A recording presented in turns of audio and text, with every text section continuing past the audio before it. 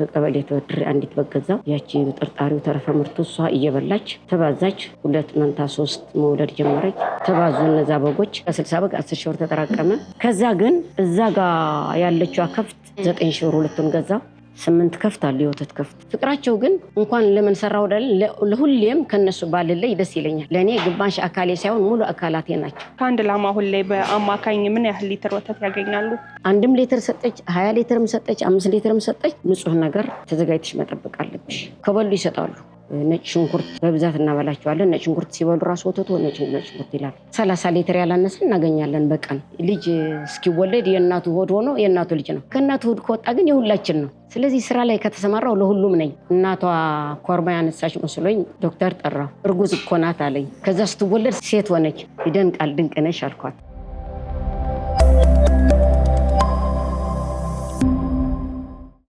ሰላም ተመልካቾቻችን እንደምናላችሁ። ይህ ከገበያ ቢዝነስ ወደ እናንተ የምናደርሳችሁ የልምድና ተሞክሮ ዝግጅታችን ነው። በዛሬው የልምድና ተሞክሮ ዝግጅታችን በላፍቶ ክፍለ ከተማ ወረዳ 2 ልዩ ቦታው ኢንዱስትሪ ፓርክ አካባቢ ተገኝተን ከአንድ እናታችን ጋር ቆይታ የምናደርግ ይሆናል። እንግዲህ እናታችን በወተት ላም እርባታ ዘርፍ ላይ የተሰማሩና በዚህ ስራ ዘርፍ ደግሞ ውጤታማ ናቸው ተብለን ከክፍለ ከተማው ጥቆማ አግኝተን ነበር የመጣ ነው።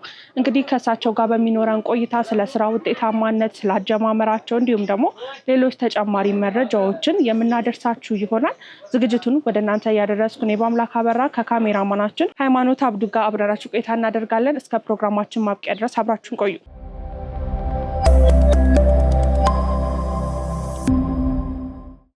ሰላም እንደምን አሉ እናት? እግዚአብሔር ይመስገን ሰላም ይብዛ። ዛሬ እንግዲህ ከላፍቶ ክፍለ ከተማ ወረዳ 2 ላይ ጠንካራ እናት አሉ ተብለን ተጠቁመን ነው እዚህ የመጣ ነው። በቅድሚያ እስቲ ስሞትንና የስራ ድርሻዎትን ያስታውቁኝ። ስሜ ወለተ ሚካኤል ተክለ ሃይማኖት እባላለሁ። የስራ ድርሻዬ የዚህ ድርጅት ስራ አስኪያጅ ነኝ። በጣም ጥሩ። ዛሬ እንግዲህ በወተት ላም እርባታ ዘርፍ ላይ መሰማራቶትን ሰምተን በምን አይነት መንገድ ነው እየሰሩ ያሉት እንዲሁም ደግሞ ያለፉበት መንገዶች ራሱ ምን ይመስላሉ የሚለውን ለተመልካች ለማድረስ የመጣ ነው። በቅድሚያ ግን እስቲ እንዴት ነበረ ወደዚህ የስራ ዘርፍ የገቡት? አጀማመሮት ምን ይመስላል? አጀማመሬ እንደዋዛ ነው ይሄን ስራ የጀመርኩት። እንደዋዛ ሲባል ባልትና ነበር የሚታወቀው ስራዬ በይበልጥ። ስለዚህ የዛ የባልትና ተረፈ ምርት ውጤቱ መደፋት አልነበረበትም። ተረፈ ምርቱን እንስሳት መብላት ነበረባቸው። ስለዚህ አንዲት በግ ከቀበሌ ተወድሬ አንዲት በግ ገዛው። ያቺ ጥርጣሪው ተረፈ ምርቱ እሷ እየበላች ተባዛች። 2 መንታ 3 መውለድ ጀመረች። ተባዙ እነዛ በጎች። መኖሪያ ቤትና የእንስሳት እርባታ አንድ ላይ መሆን አይቻልም በሚል የተለያየ ከአጎራባችን ቅሬታ ሲመጣ መንግስትም ይሄን መሆን የለበትም ተብሎ በሚታመንበት ሁኔታ ለእርባታ ሊሆን የሚችል የሚገባ ቦታ ተውሎ ወደዚህ ቦታ ተሰጠን። በጣም ጥሩ። በምን ያህል ከብቶች ነበር የጀመሩት? እኔ 60 በግ ነው እዚህ ቤት ይዤ የገባሁት። 60 በግ አንድ ሰው ጋር 2 ሆነን በሽርክና 60 በግ ይዘን እዚህ ገባን። ይሄ ቦታ ለበግ አይሆንም ተብሎ ሲነገረኝ ምንም ይሁን ምንም ለበጎቼ ይሆናል፣ ለበጎቼ ቤታቸው ነው ተብሎ አንድ ቀን ቤት አድሮ በቤታቸው ላይ ይሙቱ፣ ቤት ይኖራቸው በጎቼ ሜዳ ላይ አልጠላቸውም በሚል ከወረዳ ክፍለ ከተማ ከክፍለ ከተማ እስከ አዲስ አበባ አስተዳደር ሁሉ ደርሻለሁ። በበጎች ምክንያት ማለት ቦታ ሳይሰጣቸው አይጠፉም በሚል እዛ ሲታዩም በጎቹ የባዝራ ዝርያ ያላቸው ጥሩ ዘሮች ናቸው፣ እነዚህ መጥፋት የለባቸውም ተብሎ የሚመለከተው የእንስሳት ባለሙያም አያቸው። ዘላቂ የሆነ ቦታ ይሰጣቸው ተብሎ ማህተም ደብዳቤ በስርዓት ተሰጠኝ። በዛ መሰረት ጠብቄ ይሄን ቦታ ተሰጠን። ይሄን ቦታ ሲሰጠን ለበጋ አይሆንም ቢባልም በጎች መግባት አለባቸው። የ60 በግ ይዤ በገባ 60 በጎች ባልታሰበ ሁኔታ ነው የሚሞቱት። ባልታሰበ ሁኔታ በቃ ተንቀጥቅጦ ወዲያው ይሞታሉ። ቆዳቸው በግ ተራ ወስጄ እሸጠዋለሁ። ስጋቸው የውሻ ላላቸው ድመት ላላቸው ግዙኝ እላቸዋለሁ፣ እሰጣቸዋለሁ። የበጎቹን የተብከነከኑ ስጋውን ተሽጦ ተጠራቅሞ ወደ 10 ሺህ ብር ተጠራቀመ። ከ60 በግ 10 ሺህ ብር ተጠራቀመ። ከዛ ግን እዛ ጋር ያለችው ከፍት የሷ እናቷና እህቷ አንድ ላይ ሆኖ 9 ሺህ ብር ሁለቱን ገዛው። እነሱም ረጅም አመት አለፉኝ ኮርማ እስኪያነሱ እስኪወልዱ። ከወለደች በኋላ ግን ሻሹ ትባል ነበርና ከወለደች በኋላ ግን ለነዚህ ሁሉ ከፍት አበቃችን። ጊዜው መቼ ነበር?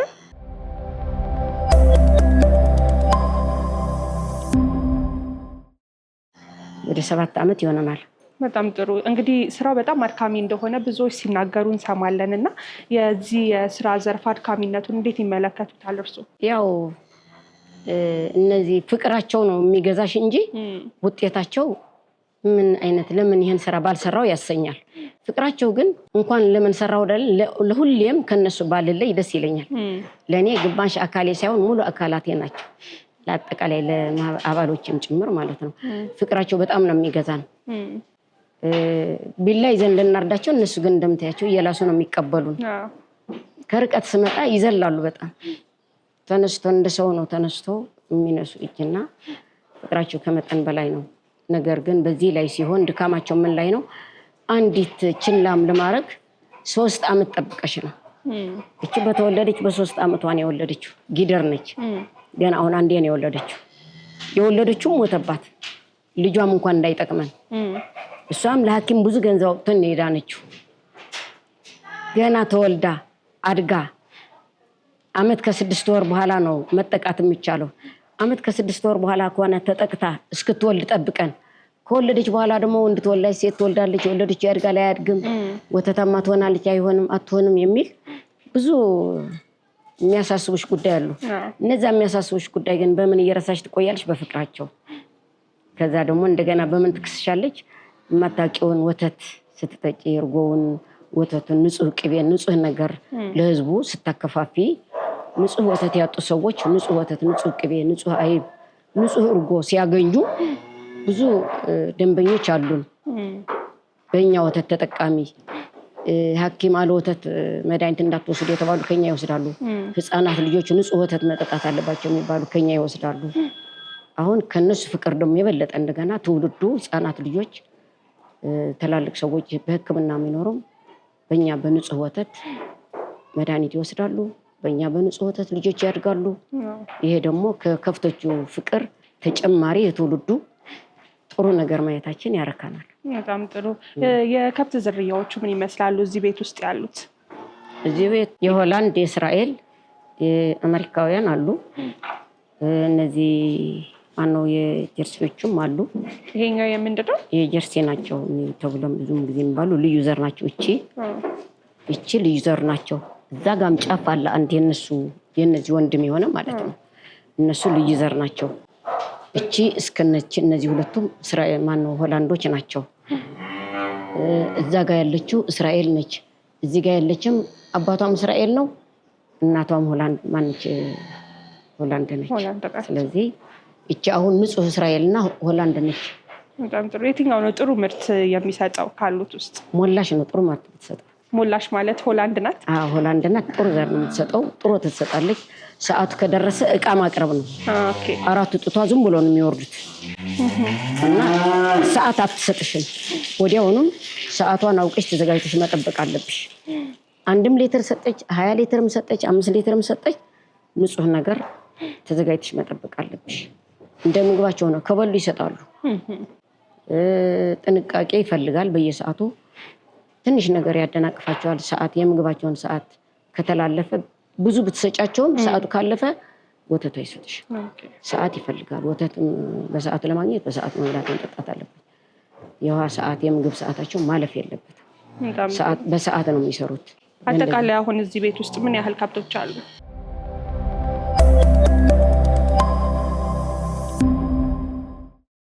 ስምንት ከፍት አለ። የወተት ከፍት በጣም ጥሩ። ሁሉም ስም አላቸው? አዎ። ከምን የተመጣ ነው የስም አሰያየማቸው? በምን አይነት መልኩ ነው የሰየሙት? ድንቅነሽ እናቷ ኮርማ ያነሳች መስሎኝ ዶክተር ጠራው። እርጉዝ እኮ ናት አለኝ። ናት እንዴ ብዬ ተውኳት። ከዛ ስትወለድ ሴት ሆነች። ይደንቃል ድንቅነሽ አልኳት። ስለዚህ ሁሉም ትርጉም አላቸው እንደያወላለዳቸው ነው። እችም ሸዊት የምትባል ከፍት ነበረችኝና ሞተች። ሼት ነች ለኔ አመሏ ጸባይዋ። ሸዊት አልኳት። እቺ ደግሞ ሞላሽ ያልኩባት ምክንያት ቤቱ የሷ ልጆች ይበልጣሉ እዚህ ቤት። ግዴና የሷ ልጅ ናት፣ ሸዊት የሷ ልጅ ናት፣ ሎሚ የሷ ልጅ ናት። ልጆች አሏት። ቤቱ ሞልተዋለች። ሞላሽ የምትባለው በጣም ደስ ይላል። ከከብቶች ጋር መዋል እንዴት ይገልጹታል እርሱ? በጣም ደስ ይላል። ቀንሽ እንዴት እንደመሻት ታውቂው። በቃ ድካምሽንም ይባረራል። በዛ ልተኛ ስወድቅ ራሱ አጠገባቸው እዚህ ጋር ቁጭ ብዬ ባያቸው ነው ደስ የሚለኝ። ሲወልዱ አሁን ሲታመሙም እርጉዝ ሲሆኑም እዚህ አካባቢ መኝታ አዘጋጃለሁ፣ እዛ አዘጋጃለሁ፣ እያየኋቸው ነው ማለት። አንዳንድ ጊዜ መኝታ አምጡልኝ እስኪ እዚህ ቁጭ ብዬ የማይበት ጊዜ አለ። እዚህ ከመጣሁ አልተኛም። ባጭሩ ስወጣ ስገባ ሳያቸው ነው። ፍቅራቸው ከመጠን በላይ ይገዛሻል። በጣም ጥሩ። የሚጠቀሙት የመኖ አይነት ምን ይመስላል? ያው ከሚሰጡት የወተት ምርት ጋርም እንደሚገናኝ እየገለጹልኝ ነበርና መኖ እንዴት ነው ያገኛሉ ወይ? እንዴትስ ነው እየተመገቡ ያሉት ከብቶቹ? ወተት እንዲሰጡ ፍርሽካ፣ ተመጣጣኝ ፍርሽካ አለ፣ የቢራ ጭማቂ አለ። ለወተት እንዲሰጡ ተብሎ የሚሰጥ ኮባ፣ የኮባ እንሰት እግሩ እንሰጣቸዋለን። የከፍቶች መኖ ሽፈራው ምስማንያ የሚባል አለ፣ መንግስት ሰጥቶን የተከል ነው። እነሱን ይጠቀማሉ። ለሰውነታቸው ለበርታት ለጥንካሬያቸው ደግሞ ደረቅ ሳር ድርቆሽ እንሰጣቸዋለን። ድርቆሽ ሳር በስርዓት ሳሩ ታርሞ ነው መጀመሪያ ተጫርተን ገዝተን ሳሩ ካሸነፍን በኋላ እናርመዋለን። ታርሞ በጽዳት በስነ ስርዓት ይታጨላል። ታጭዶ ድርቆሽ ይሆናል። ድርቆሽ ይበላሉ። በወቅቱ ከሐምሌ ከሰኔ ጀምሮ እስከ መስከረም ያለው ጊዜ ግን እስከ መስከረም መጨረሻ ግን እርጥብ ሳር እሸት ይበላሉ። አመታዊ እሸት ነውና እነሱም በፍቅር ነው የሚበሉት እርጥቡ ሳር። ከዛን በኋላ ወደ ደረቅ ሳር ይገባሉ። እርጥቡ ሳር ወተት ቢያቀጥንም ለሰውነታቸው አምሮታቸውን ጥቅም አለው። ካልሽየምም ሁሉ ያስወግድላቸዋል እርጥቡ ሳር። ደረቅ ሳር ለሰውነታቸው ለአጥንታቸው፣ ለወተቱ ጣዕም፣ ለወተቱ ፍረት ይሰጣቸዋል። የአትክልት ፍራፍሬ ተረፈ ምርትም አህያ አለን። በአህያው ተጭኖ ይመጣላቸዋል። የአትክልት ተረፈ ምርት ለነሱ ለወተቱም ሆነ እኛ ልክ አትክልት እንደምንጠቅመን ብርቱካን በልተን ይጠቅመናል እንደምንል ሁሉ እሱን አሁን በፍቅር ነው የሚበሉት። ካልመጣ ይረበሻሉ በጣም። እንደሱስ ይዘውታል። ለእነሱም ጥቅም ነው። ወተትም ጥሩ ወተት የወተቱን ይዘት ይጠብቀዋል። ቅቤ እንዲሰጥ እንዲኖረው፣ ጥሩ ስልባውት እንዲኖረው፣ የወተቱ ጣዕም እንዲኖረው ያደርገዋል። በጣም ጥሩ። በተወሰነ ጊዜዎች ነጭ ሽንኩርት በብዛት እናበላቸዋለን። ነጭ ሽንኩርት ሲበሉ ራሱ ወተቱ ነጭ ሽንኩርት ይላል። ፌጦ እንሰጣቸዋለን። በተወሰነ ሰዓት ሎሚ እንሰጣቸዋለን። የሚበሉትን ምግብ አጀስት እንዲያደርግላቸው ቃሪያው፣ ሎሚው፣ ፌጦ አድርገን ስንሰጣቸው ሆዳቸው ያሉ ትላትል ይወገዳሉ ብለን እናስባለን። ምግብ አልበላም ካላቸው ያ ሎሚና ቃሪያው አልበላም ያለች ከፍት ትበላለች። እዚህ ጋር ፍራፍሬ ያለ የተከል ነው። ካልሽየም ለሆኑ ጉዳታቸውን ያስወግድላቸዋል። መብላት አቅቷት እንኳን ቆይታ ሰንጠቅ አድርገን ስናጎርሳቸው እሱን ካጎረስናት ማኘክ ትጀምራለች። አጌጯን ራሱ ታኝታለች። እንደዛ የወደቀችው ትደሳለች። በጣም ጥሩ። ከአንድ ላም አሁን ላይ በአማካኝ ምን ያህል ሊትር ወተት ያገኛሉ? በጣም በአሁኑ ሰዓት ባለፈ አመት ሳር ቃጠሎ ደርሶ ስለነበረ በጣም ብዙ ወተት ትሰጣለች የምንላት የነበርነውን አሁን 7-8 ነው የምትሰጠን። በጣም ብዙ ወተት የምትሰጠንን ማለት ነው ከሳር ቃጠሎ ወደዚህ። ከዛ በፊት ግን 15 ሊትር ትሰጠን ነበር። ሆላንዷ ጠዋት 10 ሊትር ማታ 8 ሊትር ትሰጠን ነበር። በአማካኝ 15 ሊትር ከሷ እናገኝ ነበር።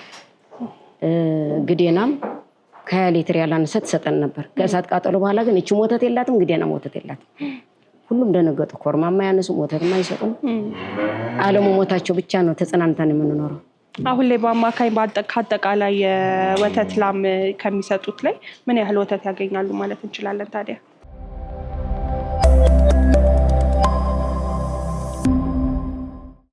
ከ30 ሊትር ያላነሰ እናገኛለን በቀን።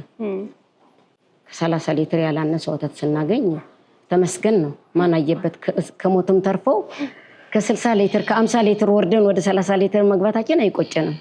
አለመሞታቸው ነው የሚያስደስተን። ያን ሁሉ እሳት ሲነሳ ወረዳው፣ ደንቡ፣ ፖሊሱ፣ አካባቢ ህዝቡ ነው ያተረፋቸው።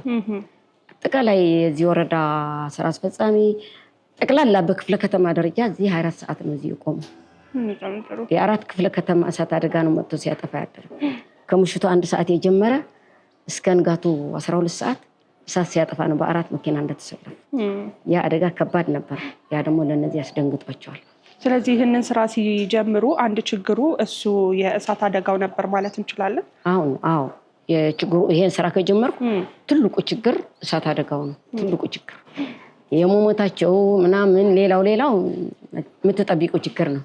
እሳት ግን ያልተጠበቀ ችግር ነበር። በጣም ጥሩ እንግዲህ ጥሩ የሆነ ማብራሪያ የሰጡን ነበረ።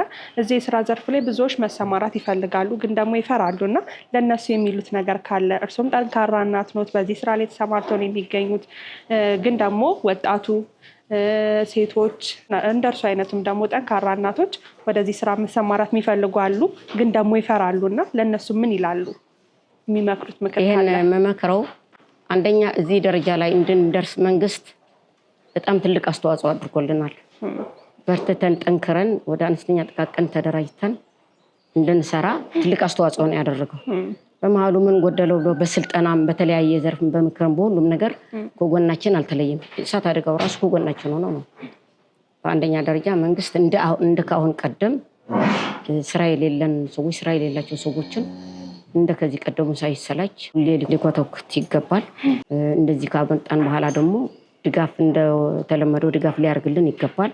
በከተማ ግብርና፣ በአርሶ አደር፣ በፖሊስነት፣ በደንብ ማስከበር፣ በመከላከያ፣ በመምህርነት፣ በዶክተርነት የሚሰሩ ሰዎችን አጠቃላይ መንግስት ይህን ልዩ ትኩረት ሰጥቶበት እገዛውን ባያቆም ባያቋርጥ ጥሩ ነው። ይሄ ከሆነ ያልወጣ ከቤቱ ወጥቶ ይሰራል።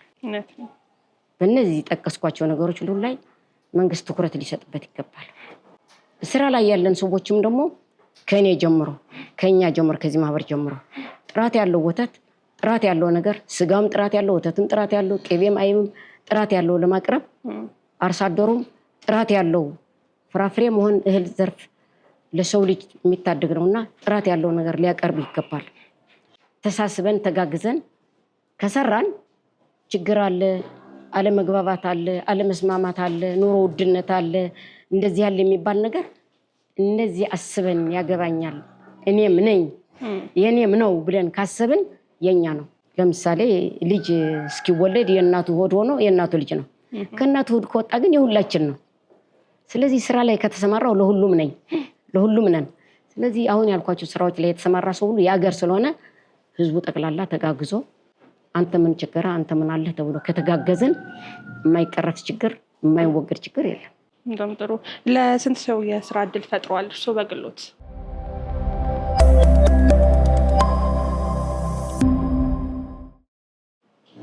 እኛ በግላችን እዚህ እንኳን የአራት ሰራተኛ ስራ እድል አለ። ስራሱ ቀላል አይደለም። 4 ሰራተኛ አሉ። በእነሱ ላይ ደግሞ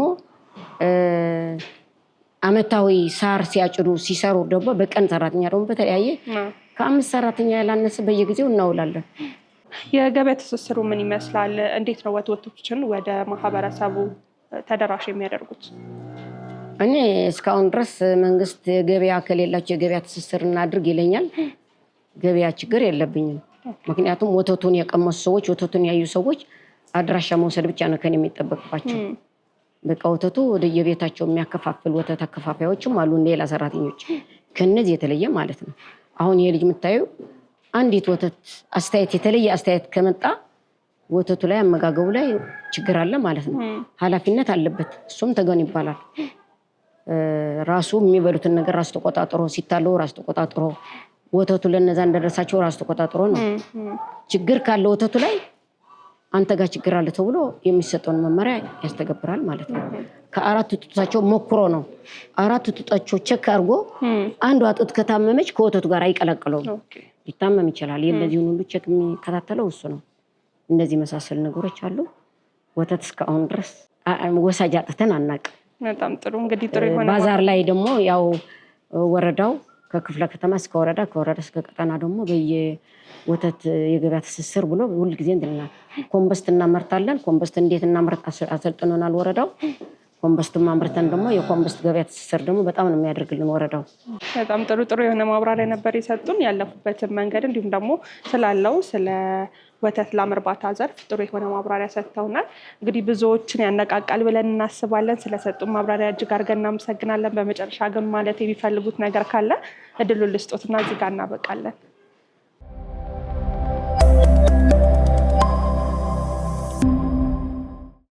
ከተጋገዝን ከተደጋገፍን አንተ ትብሳለህ አንቺ ትብሻለሽ ብለን ለጥቅም ሳይሆን ለፍቅር ካስቀደም ነው ህይወታችን። በፍቅር ሁሉም ነገር አለ። ጥቅሟን ብቻ ካየው ከዚህ ብዙ አልተጠቀምም። ለፍቅር ስለተገዛው ነው እነዚህ ከፍቶች የሚጠቅሙኛል። በፍቅራቸው ነው ጥቅማቸው በኋላ ያገኙት። መጀመሪያ ፍቅር አሳይቶኛል፣ ፍቅር አሳይቻቸዋለሁ። ስለዚህ ላንቺም ፍቅር ማሳየት አለብኝ፣ አንቺም ለኔ ፍቅር ማሳየት አለብሽ። የኔን ጥቅም ለማግኘት አንቺ እኔን መውደድ አለብሽ። ያንቺን ጥቅም ካስፈልገ አንቺን መውደድ አለብኝ። ቁጭ ልንል ይሄን ወንበር እንወለውለዋለን፣ ልብሳችን እንዳይቆሽሽ ነው። ለመቀመጫ ነው የምንወለውለው። እግዚአብሔር ደግሞ ልባችሁን አጽዱልኝ፣ ልባችሁ ላይ ማደሪያ አድራለሁ፣ ልባችሁ አዘጋጁልኝ እንዳለ ሁሉ ልባችን በፍቅር ልናዘጋጀው ይገባል። ልባችን በፍቅር ካለ እግዚአብሔር የምንፈልገው ነገር ያደርግልናል። ጥሩ የሆነ ማብራሪያ ነው ማጠቃለያ ነው የሰጡን። ስለሰጡን ጊዜና ማብራሪያ እጅግ አድርገን እናመሰግናለን እናቴ። እኔም አመሰግናለሁ። ክቡራትና ክቡራን ተመልካቾቻችን በዛሬው ዝግጅታችን በላፍቶ ክፍለ ከተማ ወረዳ 2 ልዩ ቦታው ኢንዱስትሪ መንደር አካባቢ ተገኝተን ከአንድ እናታችን ጋር ቆይታ አድርገን ወደ እናንተ አድርሰናችሁ ነበረ። እንግዲህ በነበረን ቆይታ ስለ ወተት እርባታ ዘርፍ አጠቃላይ መረጃዎች እንዲሁም ደግሞ ስለ ስኬታቸውና ሌሎች ተጨማሪ መረጃዎችን ወደ እናንተ አድርሰናችኋል። በዝግጅታችን ጥሩ የሆነ መረጃዎችን እንዳገኛችሁ ተስፋ እናደርጋለን። ለዛሬ ለነበረን ቆይታ እጅግ አድርገን እናመሰግናለን። ሰናይ ጊዜ ይሁንላችሁ።